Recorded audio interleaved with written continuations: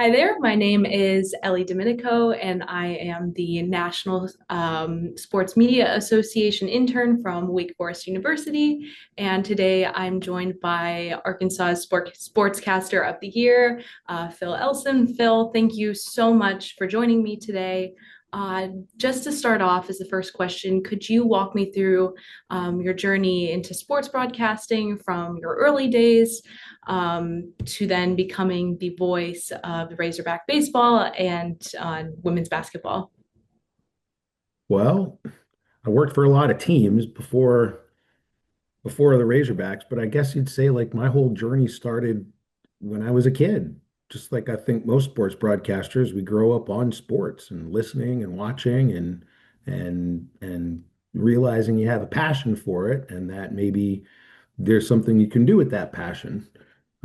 So I guess I'm from Pittsburgh, Pennsylvania, and grew up going to see the Pirates and the Penguins and the Steelers, and never missed games on television or radio or by going.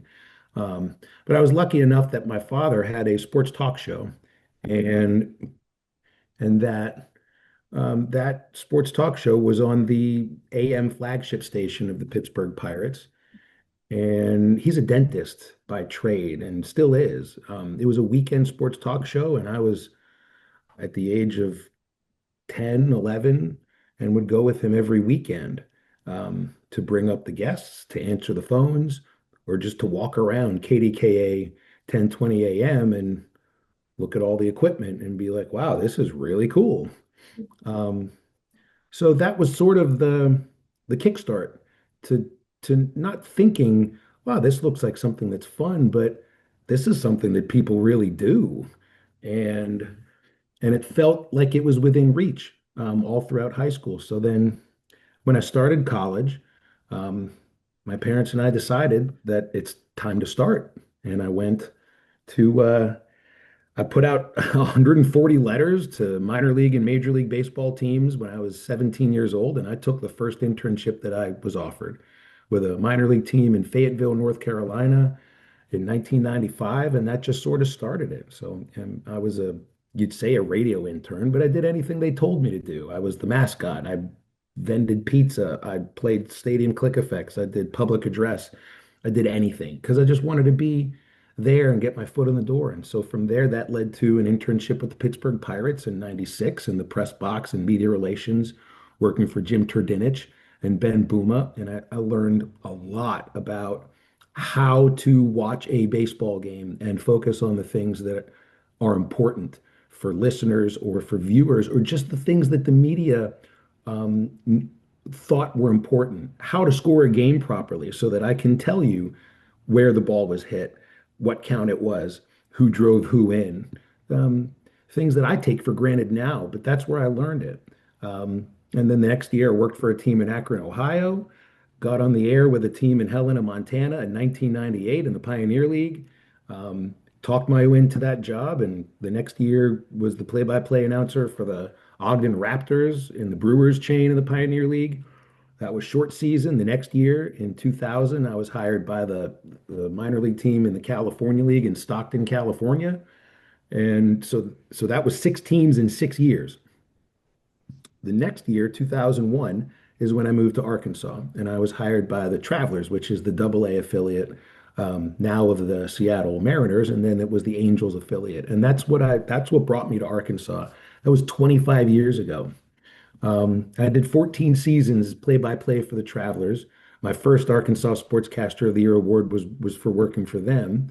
I picked up UALR women's basketball and Henderson State football during that time, and man, I just really loved all of that. But in 2014, the Arkansas Razorback baseball job came open, and they coupled it with women's basketball. And I was told, this is perfect for you. And I think I was ready for a change in my career, and I'm glad I made that change. Um, that's when I started doing the Hogs, women's hoops and and baseball in 2018. Because when you work for a school doing their play-by-play, that can only be part of what you do. You need other things to supplement your income. And I was able to create a talk show on ESPN Arkansas with Tommy Kraft, who runs the radio network here, and that's what I've been doing since 2018. Those two sports and the talk show called Halftime, I host with Matt Jones, who played quarterback at Arkansas and wide receiver in the NFL for 4 years. And in 2021, the school offered me to do a football pregame. So I've been doing that for the last 6 seasons. And that's pretty much taking you from age 12 to age 49, Ellie. That's amazing. And so, obviously, as you previously explained, your experience spans baseball and college basketball and football. How does specifically preparing for a baseball broadcast differ from preparing for a basketball game, for example? And how do you keep your approach throughout the different sports fresh?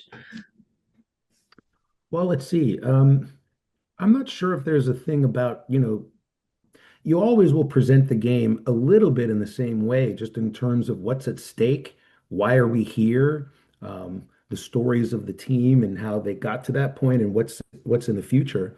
But the basics, the nuts and bolts of that play-by-play are different. You always have to be able to immediately be able to tell who's where and what it is they're doing. So I tailor my prep to exactly that. Um, I don't have any of my basketball score sheets here with me, but I do have. It's actually great that we're talking about this now because today I got my scorebook printed for baseball. And I have a very specific way of scoring the game that I think only I understand, but I only need to understand it. Nobody else does. Um, you just have to be able to, what's important to me, and it's the same for any sport. You have to know where your information is, where you put it, why you put it there, and the very important, pertinent info that you can just glance down at in a moment and be able to detail to a listener. Um, with baseball, I write everything out on with pencil. That's the only sport that I write things out on. For basketball, if when I did football play-by-play, it was all printed out on a computer. I don't think I need that for baseball, and I'm just more used to that sport. And I think the most important thing for me is that I have all the information that I need for a baseball game in my scorebook for the most part. And then the way that I score the game, I'll be able to detail to you everything that's happened on a pitch by pitch basis. Not like I'm going through the whole game pitch by pitch, but I can tell you the important parts of it, what the count was, what the pitch was, where it was hit. Um, and it's just through repetition. It's whatever makes me comfortable. And if I'm ever asked how to do play by play and how to prep for it, I try to caution, it's like you have to find what works for you. And you're the only person that can you can watch how other people do it, but we're all trying to do the same thing. We just want to be able to find the person, and if we don't automatically know who it is, have it there, glance back up, and be able to detail what's the most important thing, which usually is where's the ball, who has it, and where's it going. Yeah, absolutely. And to that point of play-by-play broadcasting requiring kind of a fluid, unique skill set, especially when painting a picture for fans who aren't watching visually, more so on radio than TV.